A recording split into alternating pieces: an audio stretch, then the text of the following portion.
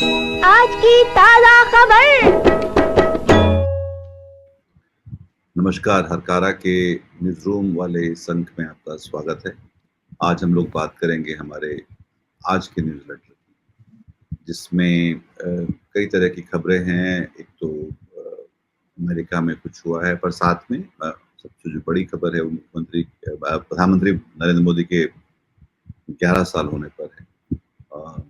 तो गौरव, आज की क्या अपन एक बार खबरें सुन लें, फिर बात करते हैं उनके बारे में। जी निदेश, सबसे पहले हम वही अमेरिका से हमारे पास एक वीडियो आता है जो एक एनआरआई हैं कुणाल, उन्होंने शेयर किया। उसमें दिखता है कि एक भारतीय युवक को जमीन पर गिराकर हथकड़ी लगाई जा रही है। इस वीडियो के बाहर आते ही खूब सारी चर्चाएं भारत में होने लगी वापस से कि भाई ये किस तरीके का सलूक है, अगर आप डिपोर्ट भी कर दें। तो एक तो ये खबर आती है। दूसरा, जैसा कि आपने कहा कि 11 साल मोदी सरकार को हुए हैं, तो इस पे काफी चर्चाएं हो रही हैं उनकी सरकार की। अब तक की जो रिपोर्ट्स हैं वो सामने, रिपोर्ट कार्ड एक किस्म से लोग सामने रख रहे हैं विपक्षी दल की, नहीं भाई सरकार जो कह रही है ऐसा नहीं है, ये असल तस्वीर है। तो दो किस्म की तस्वीरें इस समय बन रही हैं। इसके अलावा एक रिपोर्ट आई है जो कहती है कि भारत की आबादी का बड़ा हिस्सा 2 वक्त के लिए अपने लिए पर्याप्त खाना भी नहीं जुटा पा रहा है। इस पे भी हम चर्चा करेंगे। महाकुंभ की भगदड़ में यूपी सरकार ने कहा था तब कि 37 लोगों की मौत हुई है। पहले तो उन्होंने 2 3 4 दिन तक कम से कम मौतें स्वीकार ही नहीं की थी कि कितना भगदड़ में मारे गए।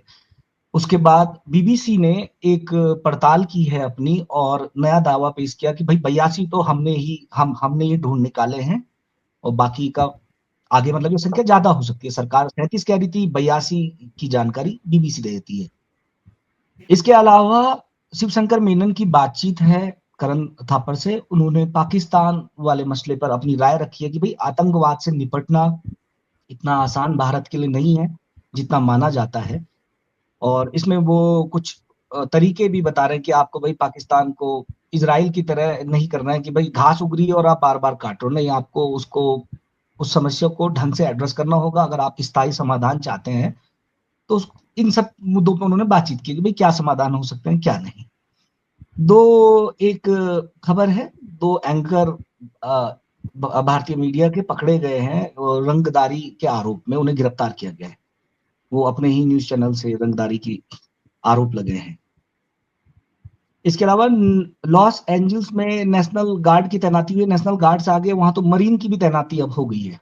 तो एक गफलत लॉस एंजल्स में बनी हुई अमेरिका में, वहां की सड़कों पे बिल्कुल वैसे ही दृश्य हैं जैसे भारत भारत में हम अक्सर देखते हैं कि जब प्रोटेस्ट हो रहा है तो हिंसक हो जाते हैं जिस तरीके के प्रोटेस्ट, तो वही तस्वीरें अमेरिका से भी निकल के आ रही। तो आज की हमारे पास जो बड़ी खबरें हैं वो मोटे तौर पे यही हैं। इसके अलावा भी और खबरों को हमने कैरी किया है। जी तो राजेश, ये जो 11 साल मोदी सरकार के हुए हैं, एक तो ये कि 11 साल होने पर ऐसा क्या है कि वो इतना अधिक उसको लेकर वो जो ड्रम बीटिंग हो रही है कि भाई न तो अभी चुनाव एक तरह से उनके लिए सामने है, न कोई चुनौती है उस तरह से। अभी ऐसा क्या वक्त है जिसको लेकर मोदी सरकार जो है बहुत एक हाइपर मोड में चली गई है, और उसको लेकर बाकी जो दल हैं वो भी सवाल कर रहे हैं। और मोटे तौर पे ऐसा क्यों है कि 11 साल के होने पे इतना जश्न की या इसको लेकर बहुत ज़्यादा बताने की जो बात कर रहे हैं? देखिए, हम लोग ये सब देख ही रहे हैं कि जो मोदी जी की सरकार है वो ऑप्टिक्स में जो है बहुत ज्यादा विश्वास करती है। और मतलब जो एक परसेप्शन बनाने का और एक नैरेटिव सेट करने में, मतलब शुरू से पहले दिन से, माने अंदर क्या है भीतर क्या है उसमें जाए बगैर बाहर जो है पूरा मामला जो है दिखलौट होना चाहिए लोगों में। अभी देखिए जैसे कि जो कश्मीर में वो ब्रिज का वो हुआ, उद्घाटन हुआ, जो चेनाब पे जो पुल बना है, तो मोदी जी जो है अपना तिरंगा लेकर के पूरे पुल पे अकेले चल रहे थे। इसके पहले भी वो जो है अपने को ही आगे रखते हैं। तो जो सरकार चल रही है 11 साल से मोदी जी के नेतृत्व में, उसका जो मेन जो मकसद है वो तो यही है कि हमको जो है दिखना चाहिए, माने वो बाजार की भाषा में कहते हैं ना, जो दिखता है वो बिकता है। तो अब ये बात तो सही है कि भाई गैर कांग्रेस की बात करें अपन तो बीजेपी के या एनडीए के वो जो है 11 साल पूरे करने वाले पहले शख्स हैं, उनको तीसरा टर्म मिला है। तो इसी इसी मतलब पैटर्न पे वो काम करने वाले रहे हैं, और जो एक परसेप्शन बनाने का काम किया जाता है वो कर रहे हैं, इसीलिए 11 साल को सेलिब्रेट किया जा रहा है। इसकी आड़ में या इसके पीछे जो है वो सारे सवाल छुप जाते हैं, जो जवाबदेही से जुड़े हुए सवाल हैं, जो तमाम ऐसे सवाल हैं जिनके जवाब दिए नहीं जाते हैं। तो इसका एक ये शोर बना दिया जाता है, शोर कर दिया जाता है, ताकि जो सवाल हैं वो इस शोर के पीछे छुप जाएं। तो अपोजिशन ने जो किया है वो उन सवालों को ही फिर से उठाया है। तो भाई आप जो है जो कुछ ऐसे सवाल हैं जो आपकी जवाबदेही पे मतलब प्रश्न चिन्ह खड़ा करते हैं, आप उनसे आप जो है ये इस शोर के जरिए या ये शोर करके आप उन सवालों से जो है भाग नहीं सकते हैं, उसके जवाब देने चाहिए। मगर ये इनका ये पैटर्न है और इस पे ये काम करते हैं, और वो उन्होंने वही बताया है कि हमने 11 साल में ये किया है। जी। तो 11 साल में जो पूरा का पूरा देश को एकदम में आमूल चूल जो बदलाव करने का जो दावे हैं उसमें वो विपक्ष उन पे एक तरह से उनको पंचर कर रहा है। पर साथ ही मेरे ख्याल से जो मुझे लगता है कि ये सब इसलिए भी है कि एक परसेप्शन की बात पे इस 11वें साल में जाके मेरे ख्याल मोदी जी जो हैं वो काफ़ी, या मोदी सरकार की जो वो बहुत स्ट्रॉन्ग विकेट पे नहीं है। कल ही हम लोगों ने एक स्टोरी की थी जो कि इसमें 5 यू टर्न जो उन्होंने लिए हैं इस 1 साल में ही, जब से वो तीसरे कार्यकाल जब से शुरू हुआ। तो एक तो वो है, दूसरा ये कि ये सरकार बीजेपी की नहीं है, ये एनडीए की सरकार है। तो वही ये अपने आप में एक रेखांकित करती है बात कि भाई सब कुछ जो है अब आपका उस तरह से नहीं था जैसे कि पहले था। अभी जो सिंदूर ऑपरेशन हुआ है उसको लेकर भी उन्हें जो लग रहा था कि वो एक तरह से फायदा उठाएंगे, और घर घर सिंदूर वाली जैसी बातें भी जो चल रही थी, वो बाद में उन्होंने कहा कि नहीं ऐसी हमारी योजना ही नहीं थी, पर वो बार बार उन्होंने खंडन करने में भी बहुत समय लगाया, जो कि अक्सर वो लगाते नहीं हैं।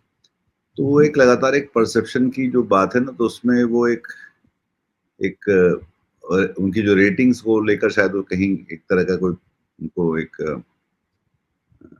एक व्यग्रता दिखती है शायद, इसलिए ये सब ये भी एक उसका कारण मुझे लगता है। अच्छी बात इसमें ये है कि सरकार और विपक्ष दोनों अपना-अपना डाटा लेकर सामने आने की बात कर रहे हैं। जैसे कि मुझे आश्चर्य भी हुआ कि वो उसमें वो स्किल अप इंडिया और स्टार्टअप इंडिया की बात कर रहे हैं, जो कि मेरे ख्याल से वो उसको बोलते हैं कि अ, पैदाइशी असफल योजनाएँ थी। तो क्योंकि वो कहीं उसका कुछ अच्छा नतीजा हो रहा होता तो हमारी अर्थव्यवस्था में और हमारे रोजगार के डेटा में उसको दिख रहा होता। अ, उसके अगर शायद आपको याद हो कि उस समय एक पकौड़े बेचने को भी मतलब एक रोजगार बताया जा रहा था, जो अमित शाह ने एक तरह से खींच के कहा था, और उसके बाद एक पकौड़ानॉमिक्स की बात करने लगे थे लोग जो है। तो मेरे ख्याल से उन सारी चीज़ों की रोशनी में अच्छी बात शायद ये होने वाली कि लोग शायद इकट्ठे होके और डेटा को लेकर अब एक एक तसल्ली से बात कर सकते हैं, जो कि अभी तक वो नहीं कर रहे थे, अभी तक वो सब भी हवा में था। ये बदलाव है। विपक्ष जो बातें रेखांकित कर रहा है वो भी अभी बहुत मुझे लगता है कि सब्जेक्टिव है। वो कोई बहुत उसको एक तरह से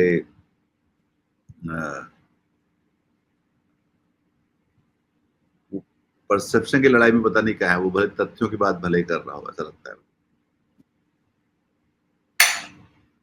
नहीं, क्या है ये, मतलब ये एक तरीका होता है कि आप जो है आप शोर इतना कर दीजिए, इतना शोर मचा दीजिए कि जो बुनियादी सवाल है, जो जरूरी सवाल है, जो जवाबदेही के सवाल हैं, वो छुप जाए, माने वो कहीं पीछे चले जाए, रसातल में चले जाए वो सवाल, जो जरूरी सवाल हैं। ये एक तरीका होता है।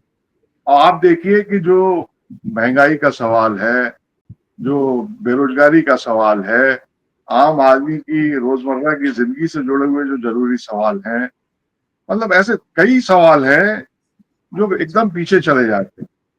अभी हाल में जो भारत पाकिस्तान के बीच जो संघर्ष हुआ और जो है तमाम चीजें हुई, उससे जुड़े हुए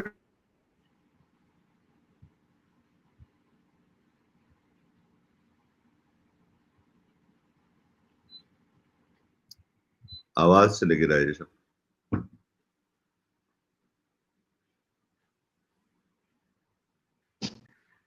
मुझे लगता है उनके सिग्नल में कुछ प्रॉब्लम शायद है।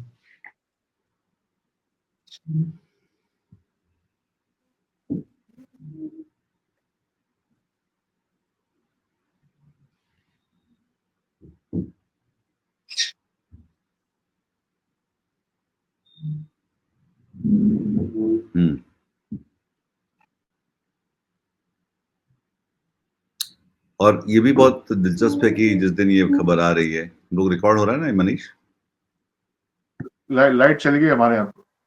कोई बात नहीं, तो हम लोग आगे इसको बढ़ाते हैं। तो एक दूसरी बात ये भी है कि जिस दिन ये 11 साल की बात हो रही है, उसी दिन ये खबर आई कि उत्तर प्रदेश की जो योगी आदित्यनाथ सरकार है, जिसका महाकुंभ पे दावा था, हालांकि ये उस समय भी हम लोगों ने कवर किया था जिस समय ये चीजें हो रही थी। हमने लगातार इस बात को किया था कि ये जो आंकड़े हैं ये दरअसल लोगों की आंखों में धुएं झोंकने की तरह है, धूल झोंकने की तरह है। तो वो जिस समय वो लोग बता रहे हैं कि ये एक ये बड़ा डिफॉल्ट सेटिंग है इस परसेप्शन मैनेजमेंट का, कि नहीं कुछ हुआ ही नहीं, नहीं ऐसा है ही नहीं, ऐसा है। और ये डेटा सप्रेशन लगातार एक पैटर्न की तरह इन सरकारों का, भाजपा सरकारों का मतलब दिखता है कि जहां पर वो इस बात को पहले तो मानेंगे ही नहीं, फिर मानेंगे तो फिर उसमें भी सौदेबाजी की तरह करेंगे, नहीं इतना नहीं है इतना है। पर मेरे ख्याल से जो लोग हैं तो उनको लोगों के सामने अपनी पारदर्शिता के साथ और जवाबदेही के साथ हमें बताना ही चाहिए कि ये हालात हैं और इसको किस तरह से हम निपटें। तो वो भी इसके साथ हुआ है। और जो बीबीसी के जो अभिनव ने रिपोर्ट किया, जो कि 82 लोगों की उन्होंने तस्दीक की कि ये लोग तो, इनकी मौत तो हुई ही थी महाकुंभ में। और उसमें राजेश एक गोविंदाचार्य के भाई का नाम भी था उसमें। तो वो भी एक दिलचस्प बात है कि एक समय जो जिन्होंने नई बीजेपी भारतीय जनता पार्टी को बनाने में सबसे महत्वपूर्ण भूमिका अदा की, उनके खुद के भाई उसमें शामिल थे। और वो एक लावारिस लाशों की तरह वहां पर कहीं उनको देखा गया था, आप क्या बोलते हैं, उनको उस तरह से पाया गया था।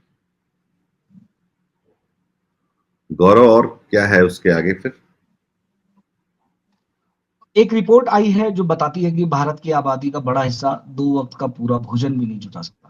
तो इस पे अगर हम थोड़ा सा चर्चा करें, ये एक अकादमिक पेपर है बेसिकली, जिसमें दावा किया है, जिस वक्त सरकार कह रही है कि भाई हमने तो गरीबी रेखा से लोगों को बाहर निकाल दिया और आंकड़े जारी किए जा रहे हैं, वर्ल्ड बैंक का हवाला देके मोदी सरकार कह रही है कि 11 साल में हम लोगों ने एक बड़े तबके को गरीबी रेखा से बाहर निकाल रहे हैं। लेकिन ये उस अकादमिक 11 पेपर साल एक में एक महीने और, पहले हाँ, आया है। उस 11 साल में एक ये बात भी है कि जी, हम चौथी सबसे बड़ी अर्थव्यवस्था हो गए हैं या हो रहे हैं। और दूसरा ये कि उसमें ये कि 80 करोड़ लोगों को मैं मुफ्त राशन दे रहा हूँ। तो ये दोनों बातें अपने आप में इतनी दिलचस्प हैं कि भाई चौथे सबसे बड़े अर्थव्यवस्था है और उसमें अगर 80 करोड़ लोगों को मुफ्त राशन दिया जा रहा है, राशन। तो मुफ्त राशन दिया जा रहा है, तो उसके उसकी उसका उसका मतलब ये भी है कि आप की जो आमदनी की जो समानता है वो कितनी अधिक है, और वो बताती है कि पैसा अगर इस अर्थव्यवस्था को आगे बढ़ाने में जहाँ भी पैसे आ रहे हैं, जिधर भी वो जा रहे हैं, वो गरीबों और लोगों तक तो शायद नहीं पहुंच रहे। अगर पहुंच रहे होते तो फिर वो उनको मुफ्त का राशन क्यों देना पड़ता? नहीं, तो सरकार तो बाकायदा आंकड़ा दे रही है कि भाई हमने तो 35 करोड़ से इस संख्या को 7.5 करोड़ ही अब गरीब रह गए हैं। 35 करोड़ थे पहले, और इतने हम मतलब अब 7.5 करोड़ ही रह गए। तो सरकार तो बाकायदा अपनी उपलब्धियों में इस दावे को प्रचार कर रही है। दूसरी तरफ हमारे पास ऐसी रिपोर्ट आती है जो बताती है कि यार 2 वक्त का खाना जुटाना ही भारतीयों के लिए भारी पड़ रहा है अभी तो। नहीं, पर गरीबी जी रेखा के तो वो तो रेखा है, उसके अगर आपने मानक बदल दिए तो फिर वो ठीक हो जाता है। तो ये डेटा, ये ये जो खेल है, आंकड़ेबाजी ये में डेटा का जो खेल, राजेश भी बोल रहे हैं। ये जो आंकड़ों का जो खेल है, ये डेटा का जो खेल है, ये सरकारें खेलती ही रहती हैं। और ये जो मौजूदा सरकार है, ये तो इस काम में बड़ी माहिर है। ये कितना दिलचस्प है ये, और कितना मतलब बड़ा मजेदार है ये वाला जो मामला है कि एक तरफ सरकार ये कह रही है कि साहब हमने जो है, हमसे पहले 35 करोड़ जो है लोग गरीबी रेखा के नीचे थे, हमने इतना अच्छा काम किया है कि 7.5 करोड़ संख्या बची है। और दूसरी तरफ इसके बरक्स डेटा इकट्ठा करने के मामले में क्या है कि हम लोग आए दिन देखते हैं कि पार्लियामेंट में सरकारें, मंत्री ये जवाब देते हैं कि भाई, जब वहां सवाल किया जाता है कि इसका हमारे पास अभी कोई डेटा है नहीं है। ये तो एक सच्चाई है कि जनसंख्या ही मतलब जो जनगणना है वो कहाँ हुई है। जनगणना एक बहुत इंपॉर्टेंट डेटा है, जिसके होने के बाद ही जवाबदेही के सवाल, किसी भी डेटा के जरिए ही जवाबदेही का सवाल पैदा होता है। जब आपके पास कोई एक आंकड़ा होगा, आप सवाल करेंगे। अब ये उदाहरण के लिए जो बीबीसी ने जो पड़ताल की है,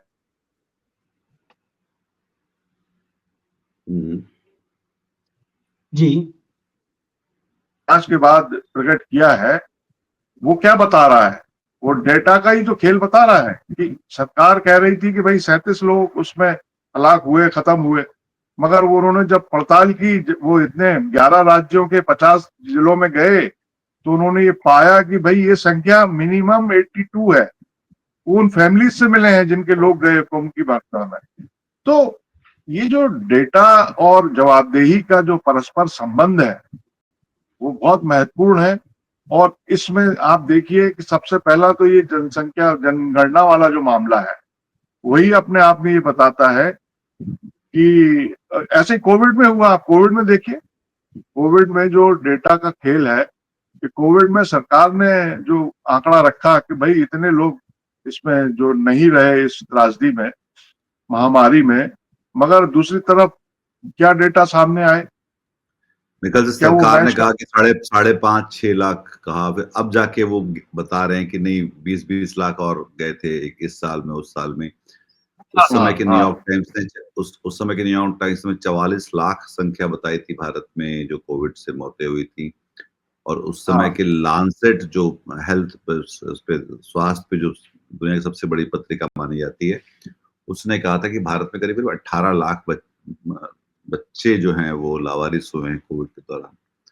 तो जब हम डेटा को देख ही नहीं रहे होते या उससे बचने की कोशिश कर रहे होते हैं या उसको हम छिपा रहते हैं, तो फिर हमारे जो पॉलिसी जो डिसीजंस हैं, जो नीतिगत निर्णय हम लेते हैं या कार्यक्रम बनाते हैं, किस आधार पे लेंगे?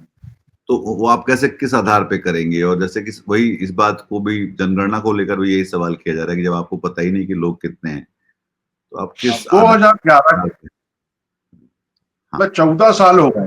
14 साल हमारे पास जो आंकड़ा है वो 14 साल पहले का है। और हम उस मतलब ये दावा करें कि भाई हमने इतने लोगों को ऊपर कर दिया और इतने लोग अब बचे हैं। आपके पास आंकड़ा कहाँ है? आपके पास डेटा है कहाँ? तो माने बिल्कुल। टोटल हवा में है। अब आप दावा करते रहिए, तो ऐसे ही विपक्ष भी जो है वो भाई, अब धूल में अगर लट चलाना है तो धूल में लट चलाया जा रहा है, उसकी वाली स्थिति है। हम्म। ये पर मेरे ख्याल से परसेप्शन को लेकर अब वो एक बड़े थोड़े से लो ऐप पे आ रहे हैं, और वो एक तरह से दिख रहा है कि एक कुछ कंफ्यूजन भी दिख रहा है और कुछ एक तरह का डिस्पर्शन दिख रहा है कि हम कैसे वापस अपनी, जैसे कि अब ये पूरा जो अमेरिका में हो रहा है, जो उस बच्चे को हथकड़ी पहनाई गई और पहले हाँ, भी हथकड़ी पहना के हवाई जहाजों में लोगों को वापस भेजा गया। तो अभी तक जो छवि थी कि भई ये तो मेरे दोस्त हैं, ये नरेंद्र मोदी डोनाल्ड ट्रंप के चुनाव प्रचार के लिए भी गए थे। पर वो लगातार एक और फिर डोनाल्ड ट्रंप ने शायद, अब मुझे याद भी नहीं, 11 बार या 12 बार ये कहा कि मेरी मध्यस्थता हाँ, से ये संघर्ष रुका है भारत-पाकिस्तान का।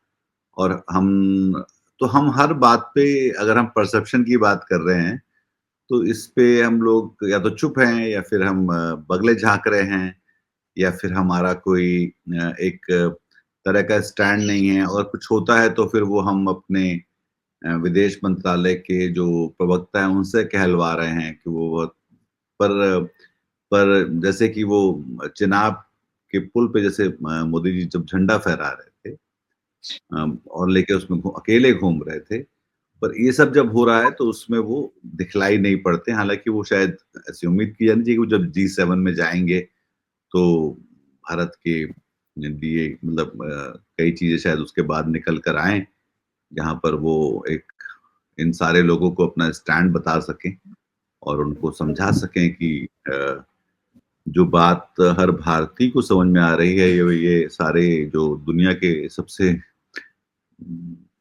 अमीर और मतलब शक्तिशाली देशों को समझ में क्यों नहीं आ रही कि अ, भारत के साथ जो है वो जो भी हुआ उस तरह से। पहलगाम को लेकर एक भी बात जो मुझे 4 इसमें बच्चे इसमें इसमें मुझे एक बात मुझे इसमें कहनी थी। एक तस्वीर जिसका हम जिक्र कर ही रहे हैं कि न्यूयॉर्क से आती है, जिसमें एक बच्चा भारत का लेटा हुआ है, हथकड़ी लगाई जा रही है और हम एक बतौर देश विरोध कर रहे हैं। लेकिन कुछ दिन पहले ही खबर आई कि भारत ने रोहिंग्या शरणार्थियों को समंदर में फेंक दिया लाइफ जैकेट पहना के। मतलब इन ऐसी स्थिति में भी देशों के पास कुछ रह जाता, मतलब ऐसे में हमारे पास कुछ रह जाता है कि हम दूसरे देश के व्यवहार को का खंडन करें कि भाई तुम हमारे नागरिकों के साथ ऐसा नहीं कर सकते, जबकि 1 महीने पहले बिल्कुल। हमारे तो मुल्क ये ने भी जो बहुत किया वो शिवशंकर खबरें मेनन दुनिया अपने भर में गई भाई। शिवशंकर मेनन कह रहे हैं कि आपने ये सर्वदलीय संगठन, अब दुनिया आप पता नहीं कहाँ, कांगो पता नहीं कहाँ-कहाँ भेजा आपने जो है, पर आपने बांग्लादेश, श्रीलंका, यहाँ बाकी पड़ोस में क्यों नहीं भेजा? बोले अगर मैं विदेश सचिव होता और मैं सुरक्षा सलाहकार होता, जो कि वो पहले रह चुके हैं पदों पे, तो बोले मैं उनको कॉन्फिडेंस में लेने की कोशिश करता क्योंकि वो हमारे लिए महत्वपूर्ण है। पर दरअसल ये जो पूरा रवैया है हमारा अपने पड़ोसी देशों के साथ में, वो भी उसी तरह का है जिसमें हम जबकि भारत जो था वो दक्षिण एशिया का लीडर था, और वहाँ पे सारे देश के लोग उस पर अलग-अलग तरह से निर्भर थे। चाहे वो मानवीयता के आधार पर हों, चाहे जैसे कि बहुत सारे लोग बांग्लादेश से इलाज के लिए भारत आते थे, और वो चाइना जाने लगे हैं क्योंकि भारत उनको आसानी से वीज़ा नहीं दे रहा है। अ, तो उनके साथ एक संबंध का है, पाकिस्तान से तो जो है वो है, नेपाल से लगातार हम लोग कहीं न कहीं उलझते रहे हैं। तो ये जो इसलिए बहुत अच्छी बातचीत है शिवशंकर मेनन की, जो कि बहुत ही मुझे बहुत दो-टूक बात करने वाले पुराने फॉरेन सर्विस के या कूट अ, कूटनीति के माहिर समझता हूँ जिनको मैं। वो ये कह रहे हैं कि आपको ऐसा लग रहा है, पर दुनिया को इस समय पूछ नहीं पड़ी कि आपके साथ ऐसा हो रहा है, क्योंकि उनके पास और दूसरे बहुत सारे काम हैं। उन्होंने तुलना की कि पिछली बार जब 26/11 हुआ था, या उस समय दुनिया में बहुत सारी जगहों पे इस्लामिक आतंकवाद का बहुत कई घटनाएँ हो रही थी। तो इसलिए उसको वो रिलेट कर सकते थे उस चीज़ से। अब पर इस समय अभी कोई किसी को एपेटाइट नहीं है इसकी कि अच्छा अब ये हो रहा है। तो वो उन्होंने ये भी कहा कि किसी ने पाकिस्तान को जो है वो बुराई तो उनकी नहीं की कि मतलब पाकिस्तान के लिए पर किसी ने आतंकवाद का समर्थन भी कोई नहीं कर रहा है इस समय। तो बहुत उनका ये बहुत अच्छा एक बातचीत है जो कि मेरे ख्याल से हर किसी को सुननी चाहिए इस पहलगाम और उसके बाद की जो जो एक परिदृश्य उभर रहा है उसको लेकर। गौरव। जी। एक असम से एक खबर है कि वहां पे भाई मुस्लिम को ही पुशबैक किया जा रहा है, टारगेट किया जा रहा है, ऐसा आरोप कांग्रेस लगा रही है। और इतने कई लोग जिन्हें अवैध प्रवासियों को अवैध प्रवासियों का जिन पे ठप्पा लग रहा है, वो कई झूठे मुकदमे भी हैं। इस तरीके की बातें असम से निकल के आ रही है। वो इतने गरीब है कि वो ट्रिब्यूनल तक भी नहीं पहुंच सकते, मतलब उन पे आरोप लगा है एक और वो भी है सीधे और उन्हें कुछ लोगों को प्रशासन। कुछ लोगों के उसमें सरकार का फैसला इतना शर्मनाक और अमानवीय है।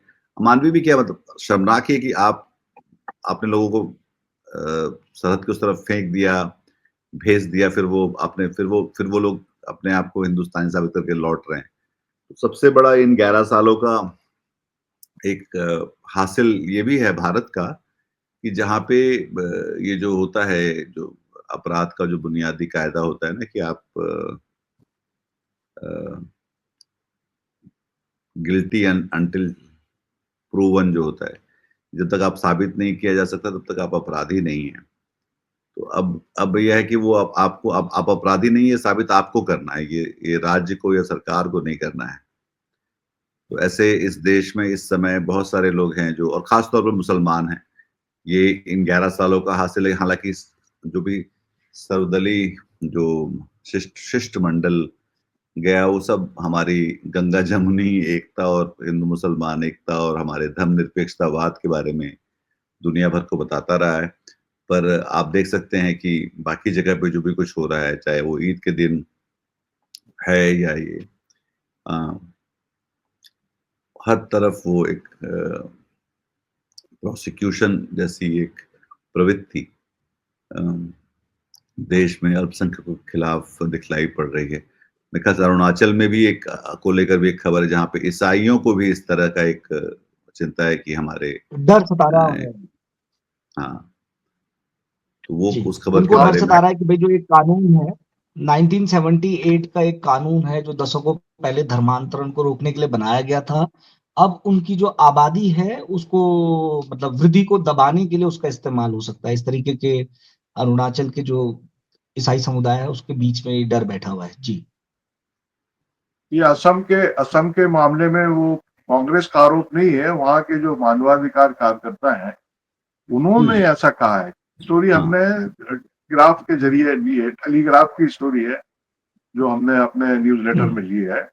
और उसमें उन्होंने अपनी रिपोर्ट में बताया है टेलीग्राफ में कि जो मानवाधिकार कार्यकर्ता है जो असम में काम कर रहे हैं, उनका कहना यह है कि भाई इसमें मुस्लिम्स को टारगेट किया जा रहा है। ट्रिब्यूनल ने करीब वहां 30,000 ऐसे लोग छांटे हैं, चिन्हित किए हैं जिनको विदेशी बताया गया है, जो भारत के नागरिक नहीं है या असम के नागरिक नहीं है। तो वो जो पुश बैक जो अभियान चला रही है असम की सरकार, राज्य सरकार, हेमंत बिस्व शर्मा की सरकार, उसमें से अभी उन्होंने बताया है कि हमने 303 लोगों को बांग्लादेश भेज दिया है। हालांकि इसमें भी एक दिलचस्प पहलू यह है कि 4 ऐसे लोग भी हैं, चीफ मिनिस्टर ने ही बताया है वहां के, कि जिनको हमने वापस लिया है। और वही तो। उनमें से उन चार लोगों में से भी एक जो सज्जन है उनकी व्यथा भी इसमें न्यूज लेटर में हमने कैरी की है। ऑब्वियसली टेलीग्राफ में है तो हमने कैरी की है।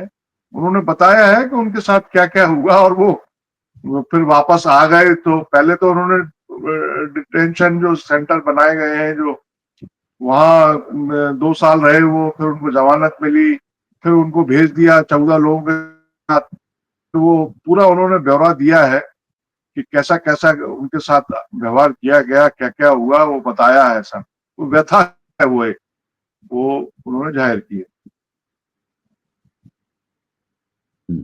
जी। हाँ भाई। नहीं, यही बात है कि ये जो पूरा जो जो जिस तरह की नीतियां हैं और उसमें भी ये बताना कि तो हम बड़े भी हैं और हम महान भी हैं, और उसी के साथ साथ जो ये जो अलग अलग सच्चाइयां निकल कर आ रही होती हैं वो बताती हैं कि हम इतना भी जो है, अगर ये इतने भी अच्छे नहीं हैं सारे जो दिन जिनके जिनके बारे में ये दावा था। तो क्या है कि वहाँ वो एक और चीज है इसमें, जो जो मतलब राजनीतिक है, जो वो ये कहा ये जा रहा है कि भाई वहाँ दो तरह के लोग हैं। एक तो ऑब्वियसली असमिया लोग हैं जो वहाँ के मतलब है, जिनकी भाषा असमिया है। लेकिन वहाँ जो बंगाली बोलने वाले लोग हैं, तो उनके बारे में यही है कि वो उनका संबंध बांग्लादेश से है। जो लोग बंगाली बोलते हैं, तो ये जो सरकार जो कर रही है, ये जो पुश बैक जो अभियान चला रही है, ये वहाँ असमिया लोगों में बड़ा लोकप्रिय है। वो क्या है कि बीजेपी को, भारतीय जनता पार्टी जो रूलिंग पार्टी है वहां असम में, उसको जो है ये अभियान लाभ पहुंचाता है पॉलिटिकली। आप उस एंगल से देखें तो, चूंकि आजकल सब कुछ जो है मार्कशीट में आपके नंबर आ रहे हैं कि नहीं आ रहे हैं। मार्कशीट मतलब अंक सूची में आपके नंबर आ रहे हैं कि नहीं। आपकी पार्टी, अगर आप राजनीति में है, सियासत में है, और अगर आप सरकार में आ रहे हैं और सरकार में नहीं आ रहे हैं, तो इसी नजरिए से माने मार्कशीट में कितने नंबर आ रहे हैं।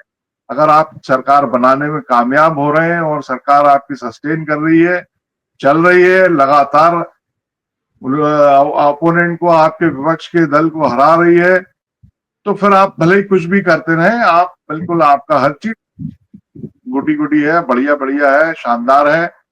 तो इसमें जो फिर वही बात है कि सारे सवाल पीछे छूटते हैं, क्योंकि आप चुनाव जीत रहे हैं। चुनाव कैसे जीत रहे हैं ये सवाल भी पीछे छूट जाता है। बात फिर वही वो आ जाती है, अब डेटा की आ जाती है। जैसे इलेक्शन कमीशन से कांग्रेस जो है या विपक्ष डेटा मांग रहा है, तो डेटा का सवाल फिर आ जाता है। और यहाँ भी असम के मामले में भी जो पुश बैक अभियान है वो पॉलिटिकली बीजेपी को फायदा पहुंचाता है। तो वो उसमें लगे हुए हैं, उसको हैमरिंग करते रहते हैं और कर रहे हैं, क्योंकि वो केवल असम में ही नहीं, और भी हाँ हाँ, सूबों ये में कई जगह, जैसे ये खासतौर पे बीफ को लेकर भी है कि कई कई स्टेट्स में कानून बदले गए और ये कहा गया कि आपको साबित करना है कि आप निर्दोष हैं। मतलब ये इन 11 साल का निजाम में ये भी एक बड़ी चीज हुई है, खासतौर पे मुसलमानों के साथ में, कि आपको साबित करना है। जैसे कि जब भी ये गौरक्षा दल का जब आप देखेंगे, तो वो पहले तो उनकी बहुत मारपीट और उनके साथ हिंसा की जाएगी, जो और उसमें पुलिस खड़ी होगी, और पुलिस पहला काम ये करेगी कि वो जाके उस विवादित उसका पहले वो ये तहकीकात करेगी क्योंकि वो गोमांस है भी कि नहीं, जबकि ज्यादातर वो निकलता नहीं है, पर वो लोगों के साथ जो ज्यादतियां हो रही हैं उसको उसको वो उस तरह से वो एड्रेस नहीं कर रही होती। इसी तरह से वहां भी एक गुजरात में एक मामला था कि जहाँ अ, एक शादी थी, एक तो शादी में कहा गया कि इसमें गोमांस बटा गया। फिर लड़की के बाप से बाद में कहा गया कि साबित करो कि वो गोमांस नहीं था।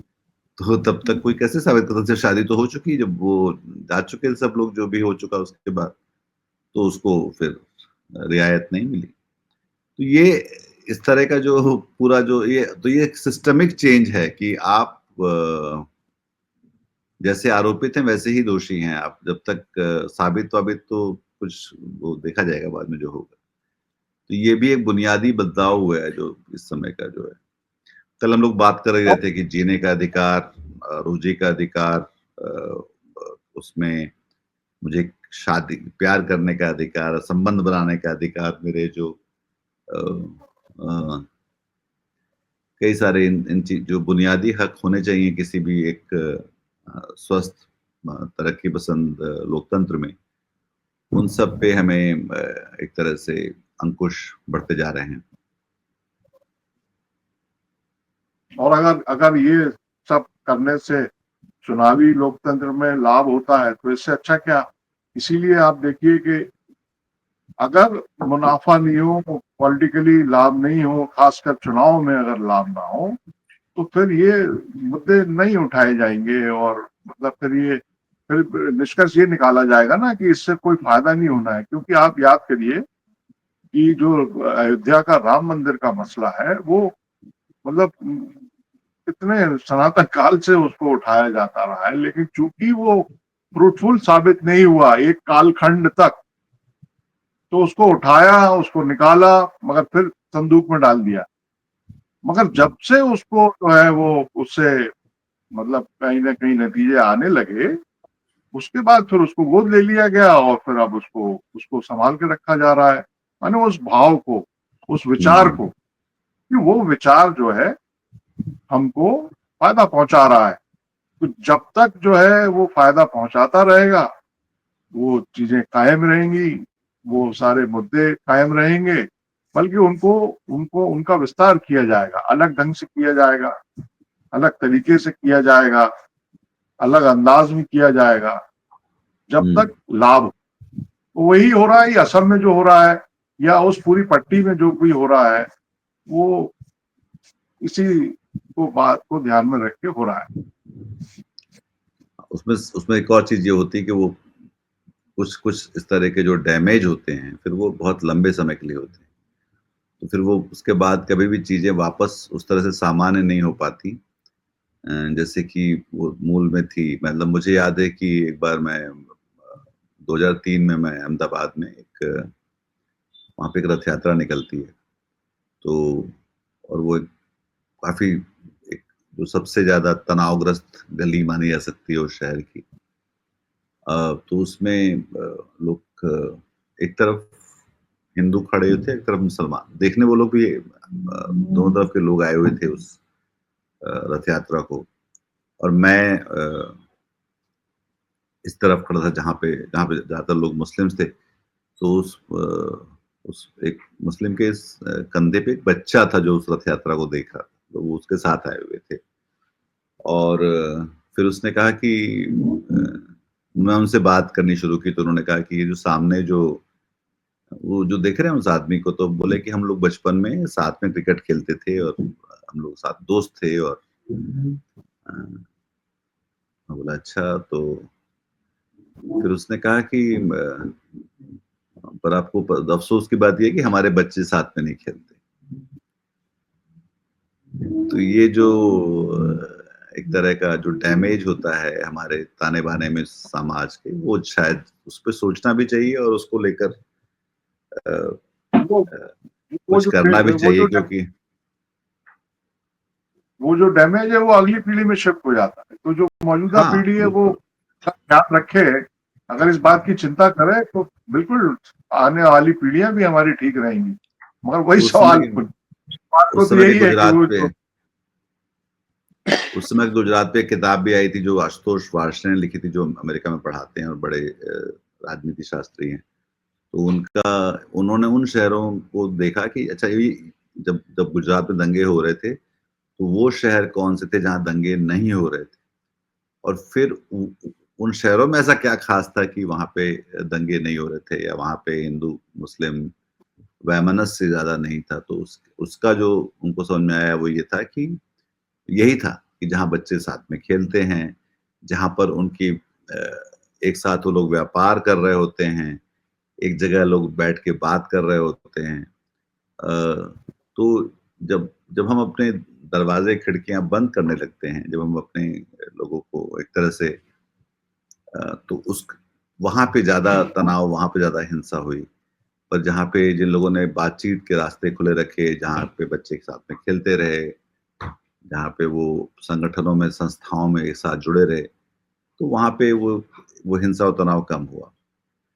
दरअसल एक ये भी बात है कि हम लोग जो है इन चीजों की तरफ बहुत ध्यान से नहीं देखते। हम लोग ज्यादातर जो लोग पत्रकारिता और मीडिया के लोग हैं, हमें वो हिंसा, तनाव और उस तरह की खबरें दिखलाई पड़ती हैं, पर हम उन खबरों को नहीं पकड़ते जहाँ पे चीजें और बुरी हो सकती थी, पर वो लोगों ने बचा ली कि उसको कैसे वो उसको उस तरह से ले जा, वो मतलब उसका एक उस तरह के अंजाम की तरफ नहीं जाई गई वो चीजें।